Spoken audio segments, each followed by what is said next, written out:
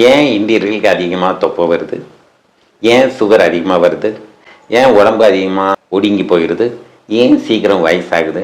இதுக்கெல்லாம் என்ன காரணம்? இதை பற்றி தான் இன்றைக்கி பார்க்கலான் இருக்கோம். வணக்கம், நான் உங்கள் சவுந்தர். பொதுவாகவே நம்ம இந்தியர்களுக்கு சுகர் அதிகமாக வருது, தொப்பை அதிகமாக இருக்குது, சீக்கிரமாக வயசாகிடுது, உடம்பு சுருங்கி போகுது. இதுக்கெல்லாம் என்ன காரணம் அப்படின்னா, நம்முடைய உணவில் புரோட்டீன் குறைபாடு தான் மிக முக்கியமான காரணம். புரோட்டீன் அதிகமாக எடுக்கும்போது மாவு பொருள் குறையும். புரோட்டீன் செரிமானத்துக்கு அதிகப்படியான டைம் எடுத்துக்கும். அப்போது எப்படி மாவு பொருள் குறையிறதுனால சுகர் குறையும். மாவு பொருள் குறைகிறதுனால உங்களோட உடலில் கொழுப்பும் தேவையில்லாமல் கூடாமல் பார்த்துக்கும்.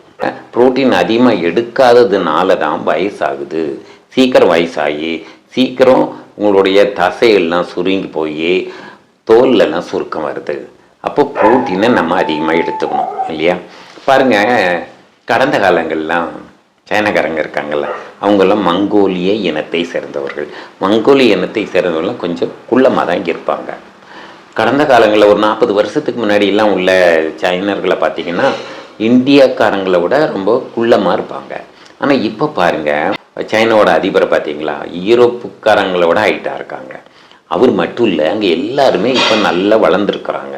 ஏன்னா அவங்களுடைய உணவுகளில் நல்ல சத்தான புரதம் அதிக உள்ள உணவை எடுத்துட்ருக்குறாங்க. அப்போது நாமளும் புரதம் அதிக உள்ள உணவை எடுக்கணும் அப்படிங்கிறத நம்ம புரிஞ்சுக்கணும். இந்த புரதம் அதிகம் உள்ள உணவை எப்படி எடுக்கலாம், எது இதில் இருக்குது, அதை எப்படி நம்ம உணவில் கொண்டு வரலாம், நம்ம மாமிசம் சாப்பிட்றவங்களுக்கு எப்படி புரதம் சரியாக எடுக்கும், மாமிசம் இல்லாதவங்க அதை எப்படி ஈடுகட்டலாம் அப்படிங்கிறத பற்றி அடுத்த வீடியோவில் நம்ம பார்க்கலாம்.